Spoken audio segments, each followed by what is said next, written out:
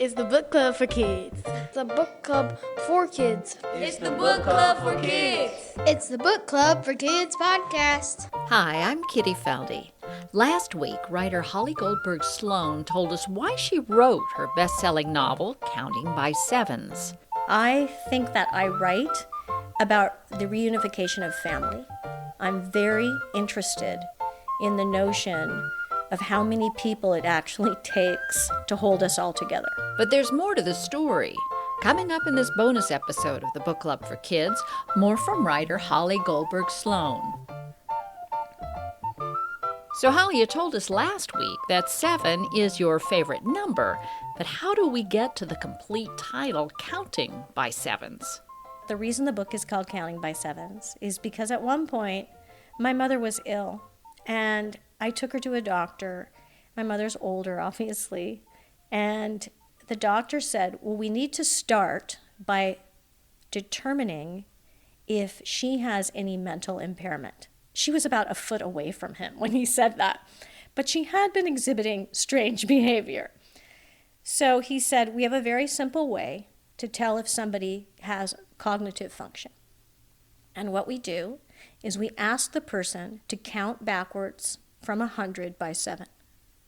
It's actually harder than it thinks to do that if people are staring at you. So he said, he looked at her and he said, 100, go. And she said, 93, 86, 79. She started doing it, and she was doing it in a fairly fast manner. So then he turned to me and said, whatever's going on with her, she's got her mind together. And I said, so that's the trick, counting by sevens? And he said, that is one of the tricks. So I remembered that, counting by sevens. It's a way to see if a person is sane. And the book is about, in a way, what happens when you've had a huge loss in your life and you sort of go nuts. But there are many times in life, if you live a big and full life, that you feel like you might be losing it. So my suggestion is always ask yourself, can you count backwards from 100 by sevens? So Counting by Sevens touches on, it starts with very serious, heavy-duty topic. It's generally not something, a lot of books for middle grade readers deal with death, but this one feels there's a whole lot more gravity to it. Did you have second thoughts at all about going right there, right away with your readers? Charlotte's Web originally started with chapter 4. Everybody knows that Charlotte's Web opening line, maybe the most famous opening line in children's literature, where is Papa going with the axe? But E.B. White didn't write it that way. E.B. White started the book describing the farm. And I didn't write Counting by Sevens, opening the way I did. I changed that. E.B. White changed Charlotte's Web because his editor said, you need to right away put the pig in jeopardy. You need to right away let people know what it's about. And the same thing happened with Counting by Sevens. I had the beginning talking about Willow and her life and going to school, and it was funny, it was light-hearted, and then there was just a shift because one day she came home and found that there had been a terrible accident, and it was too much. You couldn't, as a reader, make that shift. And my editor said, what are we going to do? And I remembered about E.B. White, and I said, can I try to reorder the book? And that happens a lot. I think because I come from film and TV, I understand that you can move things, that you can tell stories by how you put the order of the story, and that a lot of it is tone and how you set a reader up, which means expectation. I think it's interesting that the cover of the book has fish and a single fish that's going down. When I first saw that cover, I asked if we could change it and the fish could be going up. And they said no. The fish is going down. The book is about the reader turning the fish around and sending the fish up. There is something about the story of a kid in Bakersfield, California, that's very universal. She loses what matters most, but she finds a way to replace it. And that idea that we go on, that we find a way to overcome tragedy, which can be big or small, is really what the human condition is. It's possible that for children, books matter more because they haven't had so much experience, and they might not know that. And that's really what I want to tell them, is that life goes on. You come from a screenwriting background. Why write this story as a middle grade novel? Middle grade is really the sweet spot, I have to say. The voice that I have inside me most relates to that time. And I think it's more my sensibility. I like firsts, the first time you do something. I think that at that age, the middle grade age, is when everything changes, your body changes, your relationship with the world changes. And for me, it makes stories have so much impact. So I like the middle grade audience.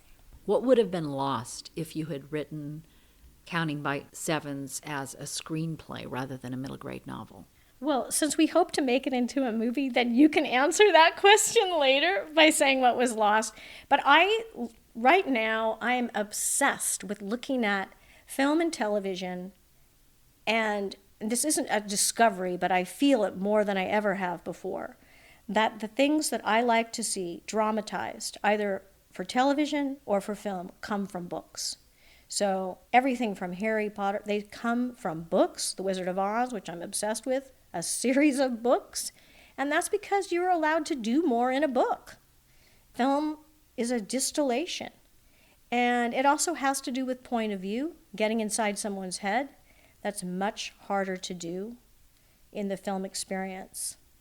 I wrote it because the current situation in film and television is less supportive of what I would say are contemporary realistic fiction stories. Television has moved there, but film hasn't. And I really spent my career, I wrote Angels in the Outfield, I wrote and directed The Big Green. I'm the first woman to direct a live action film for the Walt Disney Company.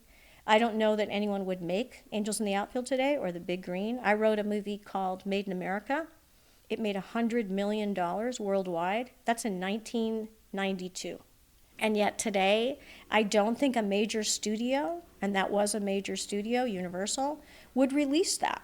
That story would seem too small, too personal to them, and it's not coming from something branded. It didn't come from a book. So now if I want to tell personal stories, I can write books, and then they feel it's branded. They feel that there's an audience for it. I've proved it. There's a thing they talk about today, proof of concept. You have to prove people are interested. And I suppose comic books, and this is not a knock on Marvel, but pre-existing stories with superheroes, they translate, they travel worldwide, but so do personal stories. And maybe television is where those are told, but I made my living writing for film. You've had an interesting upbringing, I hear. My father is a social scientist who's interested in decision-making, one of his main areas. And because of that, we traveled a lot. Because he consulted, he was a consultant to the Peace Corps, he had 2 Fulbright Awards. So I went to grade school in Holland. I went to high school in Turkey. My dad taught at Stanford. My dad taught at Berkeley. We moved every 3 years. And I think that looking at my childhood now, it's pretty obvious to me that the moving the way I did, making new friends, being in new places, seeing new cultures, I can tell when I read my books that a part of me from being a young girl was really influenced by the way we lived. My mother was an architect. She's very outgoing. She was in the Navy. I've never met anyone like my parents, and I've never heard of anyone had a childhood like my childhood. At one point, we lived for 4 months in a tent. And my parents, this sounds like child abuse now, but it was a different time. My parents would feed us dinner in the campsite. This was in Europe. And then they would zip up the tent and drive off. I'm not kidding. and they'd say, we'll be back. And they would go into town because the campsites were outside of town, and they would find a great restaurant. My parents love food. And they would have dinner and come home. And we trusted them implicitly, and we often would fall asleep. We never heard them come home. I have no memory of hearing them come home.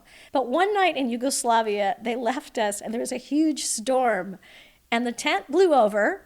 We realized they were gone.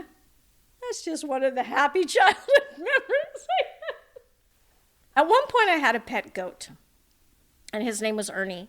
And wasn't that gratifying as a pet because you could call Ernie and he wouldn't come. But if you were holding anything Ernie might eat, which could be anything, it could be a piece of plastic, then he would come over. And Ernie was chained to a stump because he would just wander anywhere. So he's chained, he's outside, smelled very badly. So we would bring Ernie into the house whenever my parents weren't home. We always thought we could turn him into a dog, and at one time, my parents left, and we had Ernie in the house. We had wall-to-wall green carpeting, and we turned, and Ernie had eaten there was a part that looked like it had been mowed, and we were screaming, "No, get Ernie out of the house!" We get Ernie out of the house. Then my dad we had to go live in Washington, D.C. at one point because my father was working for the Peace Corps, starting the Peace Corps. He was doing the tests to determine whether a person would be good to be in the Peace Corps. And so I remember my parents taking Ernie, and they put him in this trailer, and we took him to a farm auction, and we watched as this couple bought Ernie. I don't know why they couldn't do that without us watching our pet goat be auctioned. And then the couple bought the goat, and we ran up to say goodbye, and we got in the car, and I remember my mother turning to me and saying, "I think they plan on eating him," which that's not exactly... That is not comforting, really, but they were comforting people. But I'm just saying that they were not run-of-the-mill parents. I mean, it's not running with scissors, but they were free spirits. They danced all the time. My parents were both intellectuals, and they're both alive, so they could be listening to this. So I want to say I really appreciate my childhood in ways that I understand now, and they're both amazing people. Thanks, Holly. Now, if you missed the complete episode, you can find it on our website, bookclubforkids.org. And by the way, have you written a review